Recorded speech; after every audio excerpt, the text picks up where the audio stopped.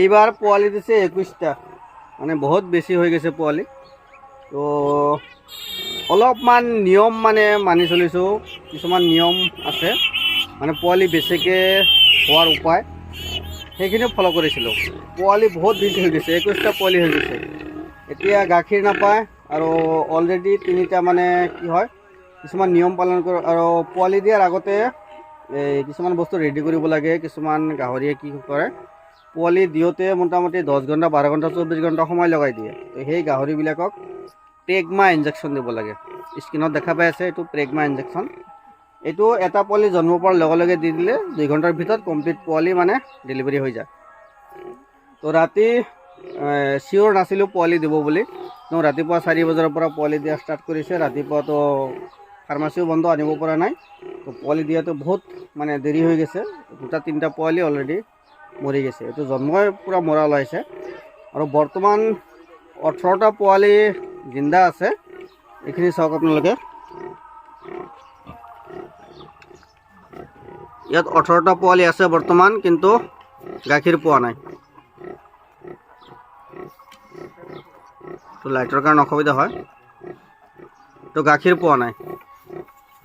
এই ছাইডত আছে, কিছুমান পোৱালি সৰু আছে, কিছুমান ডাঙৰ আছে। যিহেতু 21টা পোৱালি হৈছে মানে সৰু ডাঙৰ হ'বয়ে চাইজবিলাক। কিন্তু ইয়াক AI কৰিছিলোঁ,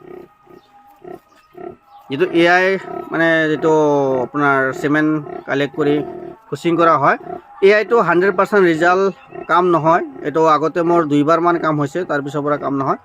মানে এইটো কি হয়, যিহেতু আমাৰ AI বিলাক কিনি আনিব লাগে, কেতিয়াবা 50টা 60টা 70টা এনেকুৱা অৰ্ডাৰ পৰি যায়। তো 1-2টা বৰৰ চিমেণ্টবিলাক কালেকশ্যন কৰি সেই 70টা 80টা পেকেট বনায়। সেইকাৰণে 100% চিয়'ৰ নহয়। আৰু ইয়াক কি কৈছিলোঁ, 48 ঘণ্টা পিছত আমাৰ ঘৰৰ যিটো বৰ আছে, বৰটো দেখুৱাইছোঁ। এটাও ইয়াক হেমচিয়াৰ দিছিলোঁ, এটা হেমচিয়াৰ পোৱালি হোৱা নাই। গোটেইকেইটা লোকেল ঘুংৰু হৈছে চব। আৰু এজনে পোৱালি দিব, একদিনা মানে 2টা দেখুওৱা হৈছিল, এজনেও পোৱালি দিব। তো ইয়াক দেখুওৱা হৈছিল লাৰ্জ হোৱাইট। এতিয়া চাওঁ পোৱালি দিব কি হয়, লাৰ্জ হোৱাইট হয় না লোকেল হয় ঠিক নাই। ইয়াকো 48 ঘণ্টা পিছত আমাৰ লোকেল মানে বৰটো দেখুৱাই দিছোঁ। আৰু কি হয়, বহুতে কয় যে পোৱালি দিয়াৰ পিছত মাকজনীয়ে দানা নাখায় মৰি যায়। ইয়াৰো কাৰণ আছে, দানা নাখায় মৰি যায়। ইমানকেইটা পোৱালি জন্ম দিব, ইয়াৰ মানে শৰীৰটো ইমান বিষ হৈ থাকে, মানে বিষৰ কাৰণে জ্বৰ আহি যায়। তো জ্বৰ আহি গ'লেতো দানা ক'ৰ পৰা খাব, উঠিবই নোৱাৰে। সেইকাৰণে ইয়াক টেবলেটো আছে, ইনজেকশ্যনো আছে, এইবিলাক ব্যৱহাৰ কৰিব লাগে। পোৱালি দিয়াৰ 1 ঘণ্টামান পিছত চেৰাকাণ্ড টেবলেট পোৱা যায়, এইটো জ্বৰ বিষ এইবিলাকৰ কাৰণে। সেইটো টেবলেটটো দিব পাৰে, অলপমান দানাৰ লগত মিহলাই দি দিব পাৰে। নহ'লে মেননেক্স প্লাছ ইনজেকশ্যন, ইয়াক আমি ইনজেকশ্যনটো দি দিছোঁ।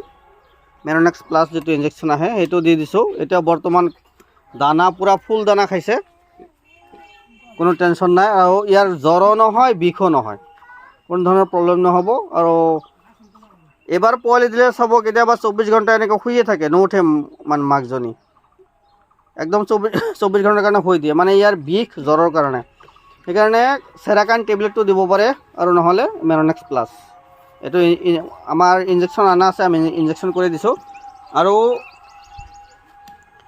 ইয়াত প্ৰেগমাটো আমি আনি থৈছোঁ, এতিয়া আনি থৈ দিলোঁ, যিহেতু এইজনীয়ে পোৱালি দিব। এইটো বাৰে বাৰে শুই আছে, উঠি আছে।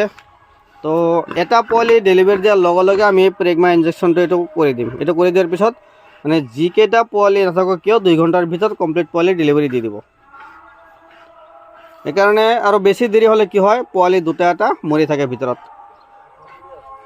এইটো চাওক, ভিতৰত মানে পোৱালি আছে এনেকুৱা, মানে 3টা পোৱালি গৈছে অলৰেডি। আৰু পোৱালি বহুত আছে আমাৰ লগত, ডাঙৰ ডাঙৰ চাইজ, কিন্তু ৰখাৰ জেগা নাই। সেইকাৰণে এই পুখুৰী চাওক, এইটো পুখুৰী, সৰু সৰু এটা পুখুৰী। পুখুৰীতে চাৰিওফালে নেট দিছোঁ যাতে শিয়াল আহিব নোৱাৰে, বহুত শিয়াল আহে আমাৰ ফালে। আৰু টিংপাত এনেকৈ বাউণ্ডাৰী দি মানে মাহাৰী 2টাক ৰাখি দিছোঁ ইয়াতে। আৰু এটা টিংপাত ওপৰতে দি দিছোঁ। তো জানে আৰু পোৱালি কেনেকৈ বেছি হয় তাৰো ভিডিঅ' আছে, আৰু যদি ভিডিঅ' লাগে বহুত সুন্দৰকৈ ভিডিঅ' বনাই দিম, পোৱালি কেনেকৈ বেছি হয় তাৰ বিষয়ে জানিব পাৰিব। আৰু যিহেতু আপোনালোকক 2টা কথা ক'লোঁ আজি, এইটো পোৱালি জন্ম পালে তাৰপিছত মাকজনী মৰি যায়, দানা পানী নাখায়, তাৰ কাৰণে কি ব্যৱহাৰ কৰিব। আৰু পোৱালি দিয়াতে যদি বেছি দেৰি কৰে তেতিয়াহ'লে প্ৰেগমা ইনজেকশ্যন এইটো ব্যৱহাৰ কৰিব। এটা পোৱালি জন্ম পোৱাৰ পিছত ইনজেকশ্যনটো ব্যৱহাৰ কৰিব, 2 ঘণ্টাৰ ভিতৰত কমপ্লিট পোৱালি মানে ডেলিভাৰী দি দিব। আজিৰ ভিডিঅ'টো এইখিনি। যদি ভাল লাগিছে লাইক এটা কৰি দিব, চেনেলটো ছাবস্ক্ৰাইব কৰি দিব। ধন্যবাদ।